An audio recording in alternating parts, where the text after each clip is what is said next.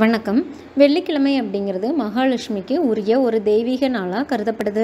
எந்த கிழமையில் நம் வீட்டில் பூஜை செஞ்சாலும் செய்யலைனாலும் வெள்ளிக்கிழமையில் கட்டாயம் விளக்கு ஏற்றி வழிபட வேண்டும் அப்படிங்கிறது நியதி.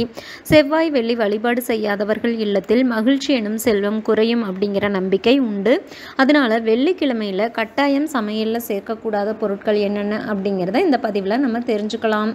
வெள்ளிக்கிழமை அப்படிங்கிறது ஆன்மீக ரீதியான சிந்தனைகள் மேலோங்கி காணக்கூடிய ஒரு நாளாக இருக்குது. இந்த நாளில் இனிப்பான சம்பவங்கள் நடக்க இனிப்பான பொருட்களை சமைப்பது முறை.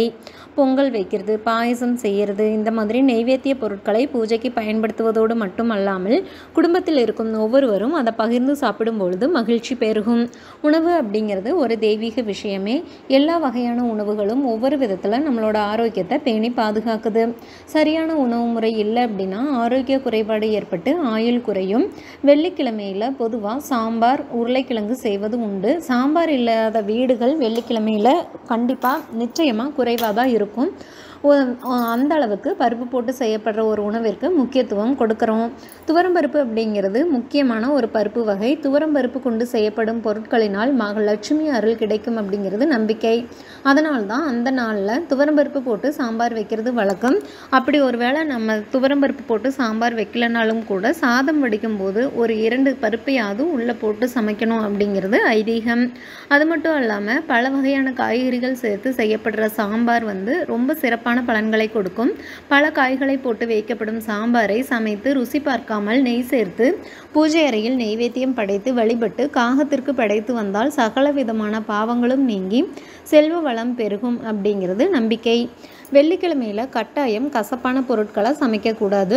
கசப்பு மகிழ்ச்சியை குறைக்கும் அப்படிங்கிறதுனாலும் அந்த நாளில் மகிழ்ச்சிக்கு குறைவிருக்கக்கூடாது அப்படிங்கிறதுனாலும் பாகற்காய் போன்ற கசப்பான பொருட்களை அன்றைய நாளில் சமைக்கக்கூடாது. அந்த வகையில் அகத்திக்கீரையும் வெள்ளிக்கிழமையில் சமைக்கக்கூடாத ஒரு கீரை வகை.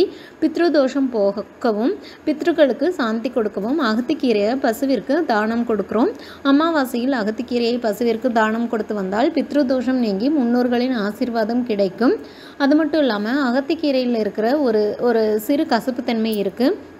எப்போதும் கசப்பான பொருட்கள் பார்த்திங்கன்னா உடம்புல இருக்கிற நச்சு பொருட்களை வெளியேற்றி உடலை சுத்தம் செய்யும். அதனால் அடிக்கடி கசப்பான பொருட்களை உணவில் சேர்த்துக்கணும். ஆனால் வெள்ளிக்கிழமையில் இந்த கசப்பான பொருட்களை தவிர்ப்பது மிகவும் நல்லது.